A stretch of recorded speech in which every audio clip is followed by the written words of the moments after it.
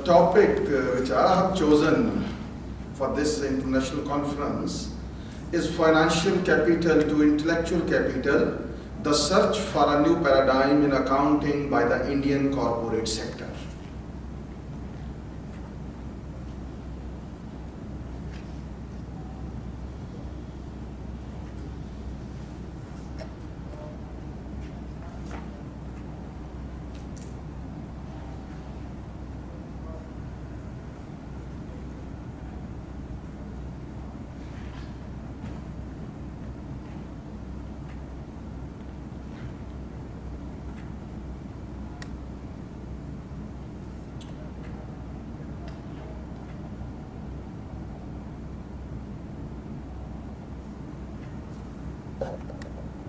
Note that the world is fast changing from industrial to knowledge economy, and Indian economy has attracted the attention of the whole globe with its fast growing knowledge sector.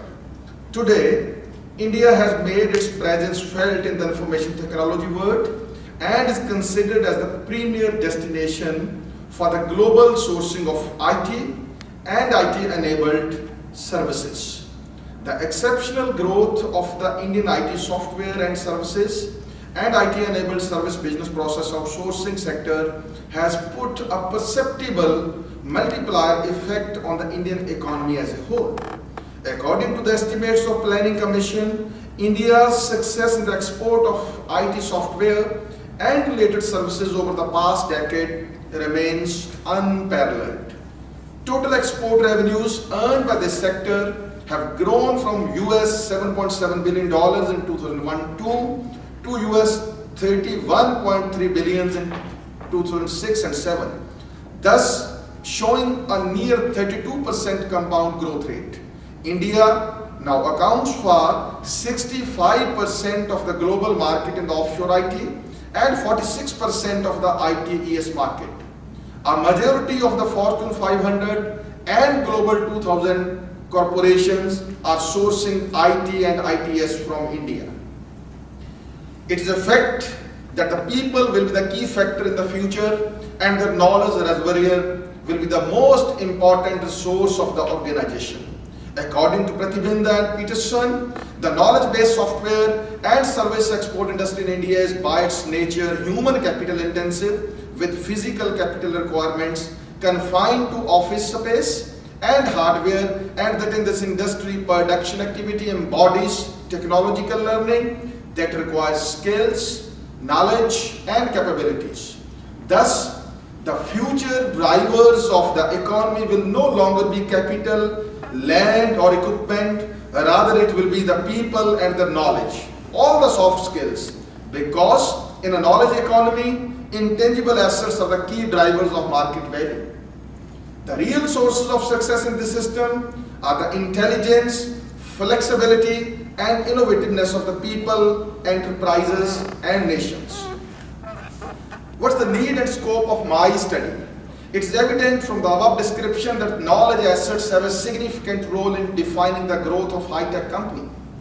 It is with this background in mind that the study of 50 leading Indian IT companies considered to be highly knowledge intensive is undertaken to ascertain the disclosure level of recording and reporting of intellectual capital. An effort has been made in this paper to identify the meaning and significance of intellectual capital, along with studying the viewpoint of early exponents of intellectual capital, and to evaluate the prevailing practices of recording and reporting of intellectual capital by the corporate sector in India.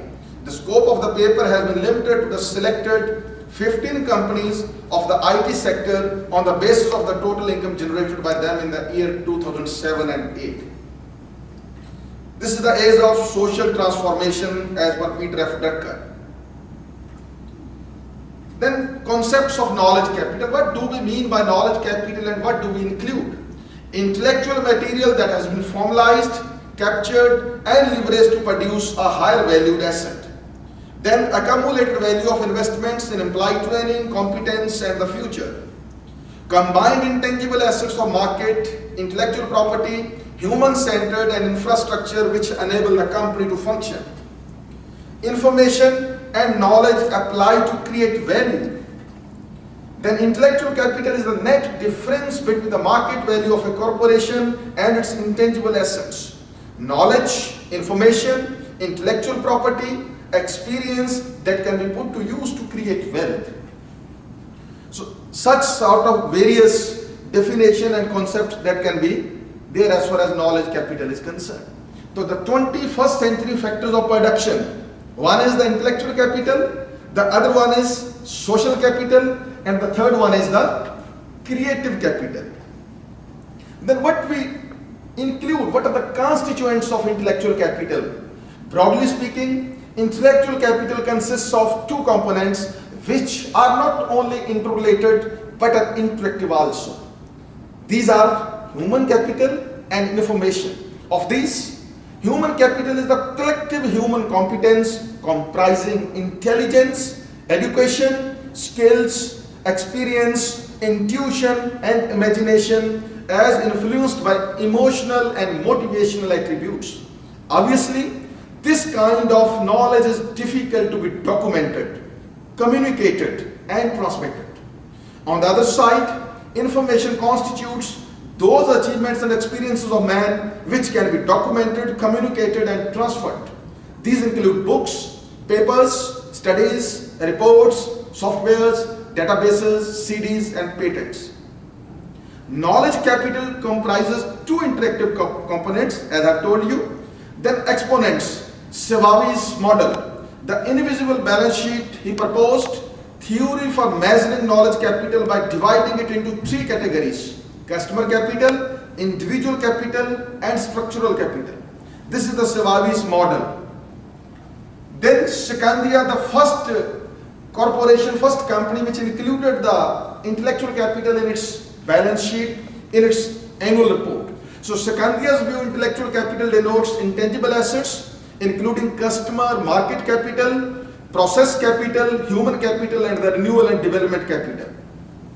Then Paul Strassman, he says knowledge capital, a term trademark to denote the value of accumulated knowledge held by the employees. So ultimately, this accumulated knowledge and the increase in the working efficiency that comes with it increases the total value of products or services a company is able to produce.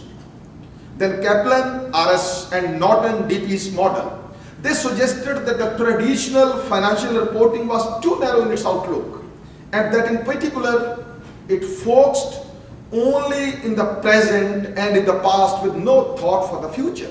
It was argued that there should be instead a balanced scorecard that included the traditional financial measures but that also measured other things such as comparative product quality and customer satisfaction and turnover, things that were more indicative of current performance and better indicators of likely future performance. Then the Slave's model, new accounting, he has given the improved gap. Then the methodology of my study is, I have to evaluate the prevailing practices of recording and reporting of intellectual capital. What I did, I selected for the purpose of study the 39 items that were summarized by a panel of researchers from the World Congress on Intellectual Capital, which were found comprehensive enough to represent intellectual capital literature. The annual reports were searched electronically to find out the presence or absence of the said items. Results were tabulated on the basis of number of companies disclosing these items in their annual reports. Company-wise analysis, along with testing the degree of variance, has also been undertaken. So this is the content-wise analysis. The various items and their presence. Business knowledge, nil. Company reputation, 2. So this 3, Infosys technology, 13, and then HCL, Siemens, Satyam, HCL, Tech Mahindra, Moserbeer, iFlex, Patni Computers, and the score is there. The table 2 highlights that Infosys technology has disclosed the maximum number of items, 13, from the total list of 39. It's worth mentioning that the company was the first Indian company to win the most admired knowledge enterprise in Asia award in the year 2002. However, it is surprising to note that this company did not make any mention of the theme term intellectual capital in its annual report, though it is the only company among the companies under study to use intangible assets score sheet as a measure to disclose the intellectual capital. The company in its annual report of the year 2007, it makes the following remark. We published models for valuing two of our most important intangible assets, human resources and the Infosys brand. This score sheet is broadly adopted from the intangible assets score sheet provided in the book titled The New Organizational Wealth, written by Dr. Carl Eric Savavi and published by Barrett Koehler Publishers. We believe that such representation of intangible assets provides a tool to our investors for evaluating our market worthiness. Tata Consultancy Services Limited disclosed only 7 items, which is followed by the Satyam Computer Limited with a disclosure of 5. Rest of the companies disclosed in the range of 1 to 3 items. It is also important to note that the disclosure items have been shown at scattered places in the annual report. Then I have studied the variation.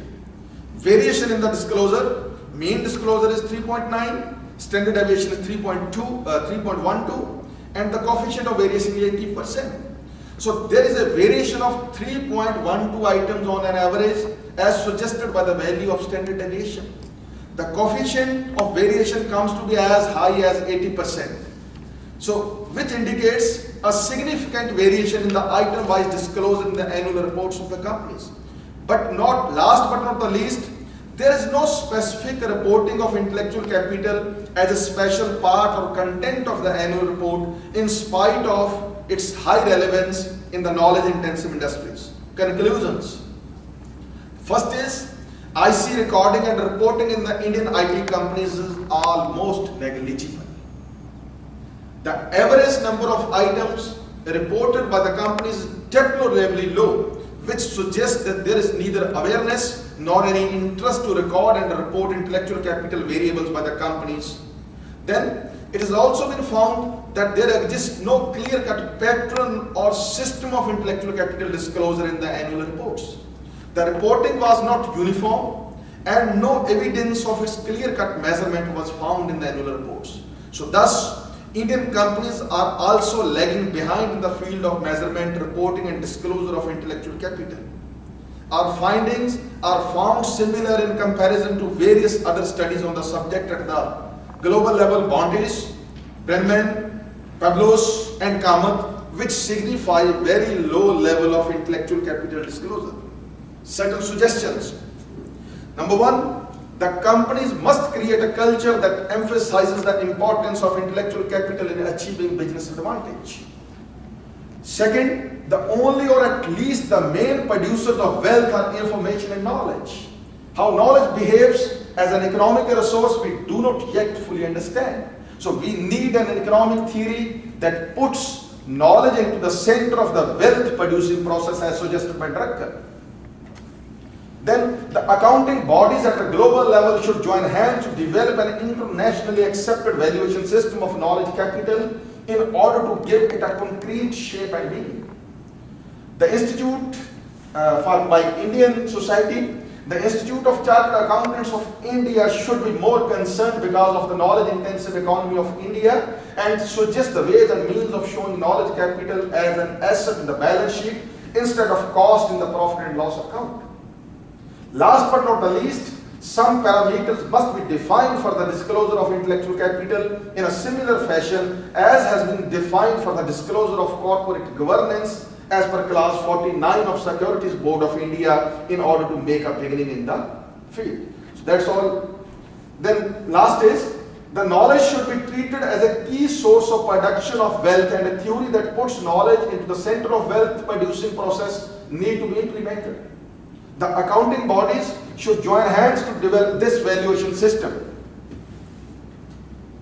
And that's all, ladies and gentlemen. Thank you very much.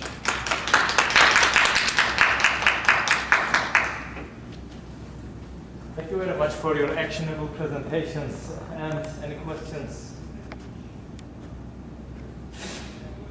No? Let me to ask you questions. Yeah. As far as I understood, excuse me, do you? Yes, yes, you're welcome. Question. Yes. The second question. As far as I understood your presentation, there is no strongly tendency about the supporting the and constitutions the intellectual capital of the company. Yeah. So what is the reasons of that? The reasons With are, with the respect of the governmental agencies. yeah, with this, the reason which I feel is the corporate sector almost everywhere, they go in for those things which are mandatory to be disclosed. This is not a mandatory disclosure. This is a totally voluntary disclosure. That's why they are not adopting the thing. Even I did my doctorate on the corporate disclosure practices of Indian corporate sector. In that I found itself that only those items have been disclosed, those are mandatory. But certain good companies, even certain public sector companies, they have been disclosing certain voluntarily items. But nowadays, as far as this intellectual capital is concerned, and moreover, the study was conducted on knowledge-intensive industries itself, IT industries, but they are bothering least about the IC, intellectual capital. And the same was the case at the international level. I have gone through various studies. Even in Canada, one study I have gone through by the Bounties, the same level is there. I see. The reason is, I strongly believe that till we create that sort of culture, and even we can make certain disclosure items mandatory, otherwise the things won't survive. So what about the Tata Steel? Because we know the Tata Steel has a strongly and a good knowledge management strategies, as far as I know. Yeah. So what are the findings about the Tata Steel? Statistics says knowledge management strategies are there, but the willingness to disclose those strategies, that is missing, that is lacking. Okay. That's lacking. Okay. Yes. Yes. And how does the disclosure of intellectual capital in India compare to other countries? So you have to look at some other countries to see which ones have higher disclosure of intellectual Oh yeah, I have compared 5-7 in the study. I have found the results and I compared, the level almost comes the same. Even in the developed countries. No doubt India at the present is growing at 7 to 8%. The IT sector is providing services to the whole globe. The total IT business is outsourced. But in spite of that, they are bothering about their knowledge management, but at the same time are not willing to disclose it. That's the. Thank you. Okay. Any questions? Please. What is the real value of having that knowledge disclosed? And so if we do have values, what's the value in disclosing that information? Why is it so important? Yeah, the value of disclosing this information is ultimately, if such sort of culture is there of disclosing information technology, of disclosing intellectual capital items, that how they value their relation capital, ultimately it's going to have a value addition for the overall total society of the system, for the total country as a whole. The reason is, if one company goes on disclosing it, it will become like a chain reaction. And the competition in the terms of disclosing, the terms of positivity, if that comes, that is good for the whole society. Because otherwise, the scams which we are thinking of, the word scam, they have taken place. Even in Satyam, you might have heard in India, Satyam was a big name as far as this information technology is concerned. But within 5-7 days, ultimately what happened? Everything got shattered and shammed like anything. So that's the reason.